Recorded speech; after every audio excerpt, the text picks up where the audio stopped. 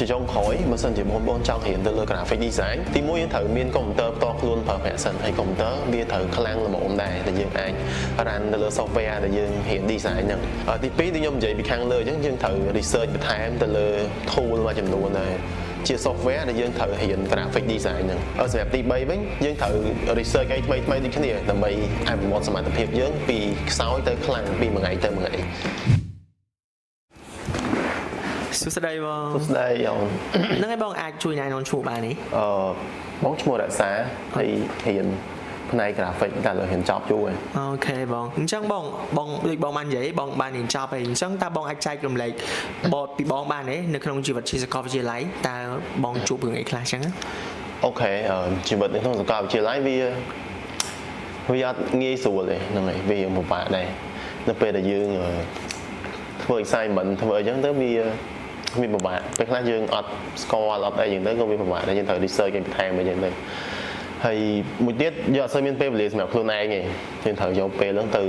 ស្រាវជ្រាវបន្ថែមឬក៏ទៅជួប team អីដើម្បីធ្វើជាការងារក្រុមអីចឹងទៅអូខេបងអញ្ចឹងបងអញ្ចឹងដូចបងបាននិយាយអញ្ចឹងបងពាក់ព័ន្ធមួយការនៅរៀនតើបងរៀនជំនាញអីគេដែរហើយរយៈពេលប៉ុន្មានឆ្នាំដែរបងកាលបងរៀនgraphic កាលនោះរយៈពេល4ឆ្នាំអូខេអញ្ចឹងបងពាក់ព័ន្ធមួយជំនាញ graphic តើបើសិនជាយើងត្រូវធៀបខ្លួនបែបណាខ្លះបើសិនជាយើងចង់ចាប់ខាង graphic ហ្នឹងយើងត្រូវធៀបខ្លួនទី1ហ្នឹងយើងត្រូវចេះនៅ software មួយចំនួនដូចជាពួក Adobe អីចឹងទៅណាស្គាល់ពី basic របស់វាស្គាល់ពី tool របស់វាថាគេត្រូវ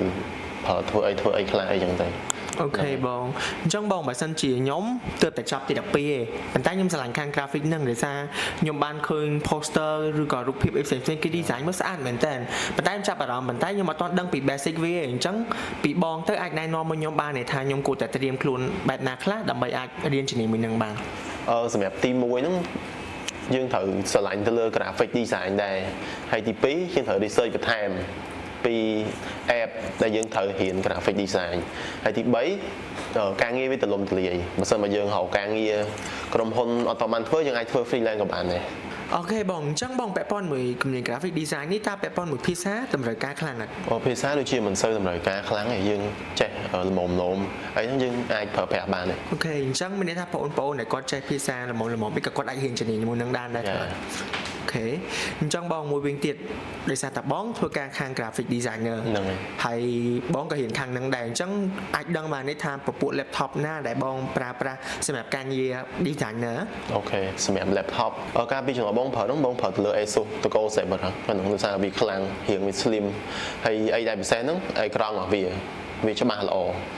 ពេលដែលយើងធ្វើ graphic ទៅវាមានភាពម៉ត់ខ្លាំងណាស់ដល់ពេលយើងធ្វើទៅវាងាយស្រួល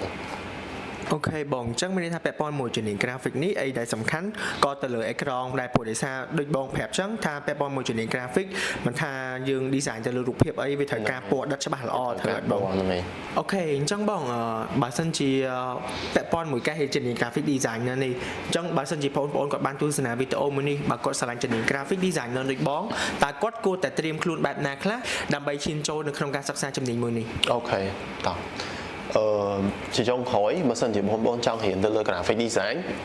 ទី1យើងត្រូវមានកុំព្យូទ័រផ្ទាល់ខ្លួនប្រើប្រាស់សិនហើយកុំព្យូទ័រវាត្រូវខ្លាំងល្មមដែរដែលយើងអាច